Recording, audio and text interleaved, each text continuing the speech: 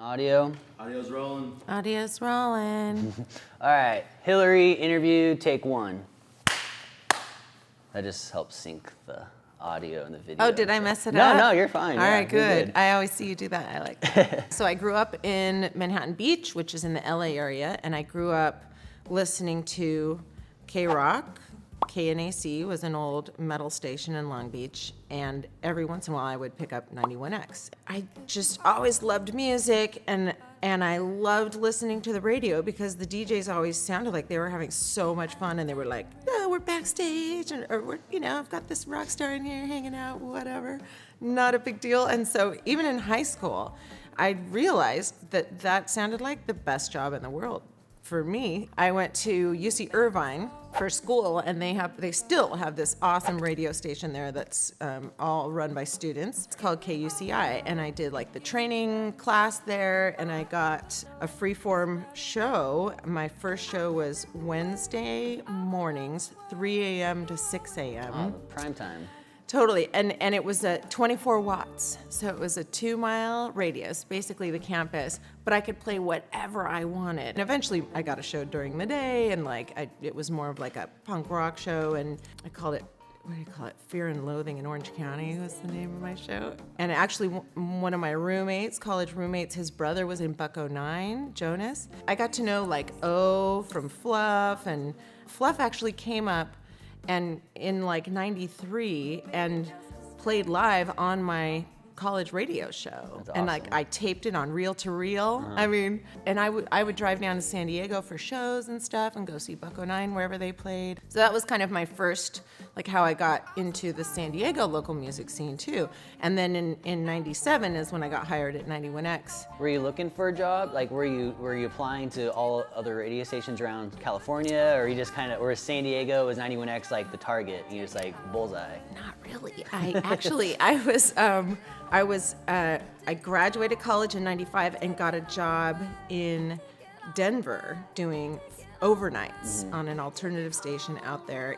The program director there was this guy named Brian Schock, who I had worked with at KNAC in Long Beach. Eventually I had gotten a job there while I was still in college. So anyhow, he hired me in Denver, and then he had worked at 91X like in the 80s. And so he got hired to be the program director of 91X in San Diego. So he moved back to San Diego, and I was still working in Denver, and he called me one day and just said, "Do you want to come do afternoons at 91X?" And I was like, hell yes, I do. And how old are you kidding at me? this point? I feel that's like, Oh my God, I was like 24 maybe. that's the It life. was ridiculous. And it was afternoon drive. I did 3 to 7 p.m. So I could sleep in, I could go to shows at night, and that's what I did. I lived in Mission Beach on El Carmel Place. All of my neighbors were musicians in the local music scene. It was stupid fun. And we were just kids. And Muckley was the music director, and Brian Schock was the program director. And, Muckley was super into local music too. And He's really young too. Like, totally. I see We were kids, photos dude. from this era, and I'm like, everyone looks like children, basically. Yeah, like a high we school, were. like a high school radio station or We something. were. And poor Brian, trying to corral us all, but I think he loved it too. And I mean, it was such a fun time.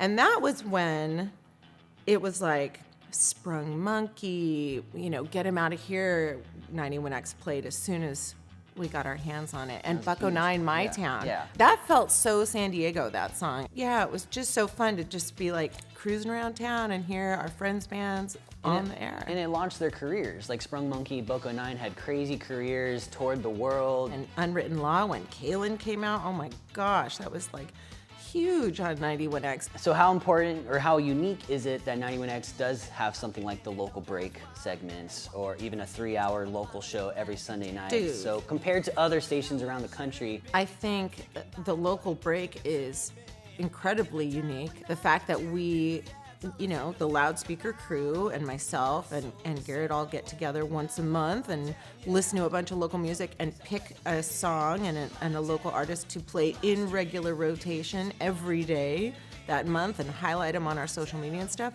We're so lucky to be able to do that, because yes, other stations do not do that. The big fear of a lot of radio programmers is having a song on the air that is unfamiliar, because studies show people ripping around listening to the radio tune out when they hear something unfamiliar. So the fact that Garrett, who's our program director, fully encourages us to pick out a brand new song every month that is going to be totally unfamiliar to 99% of San Diego and play it regularly is awesome. And Loudspeaker it has a life of its own. To have 3 hours dedicated to local music, I think, is unique for any radio station. But the fact that it has existed on the air and been supported and encouraged by whoever's programming 91X over the years for so long is huge. And it's so great for the local music community. It's great for the radio station. And I think it's almost feels kind of untouchable, because Loudspeaker has done so much for so many bands. Because if you think about it, 91X has had a lot of different program directors over the years. Yeah, I was gonna say, any of them could have. Oh yeah. Nope, we're gonna have regular programming for these 3 hours. Oh yeah. And yet no one touches Loudspeaker. It's like, oh, it just, you guys do your thing.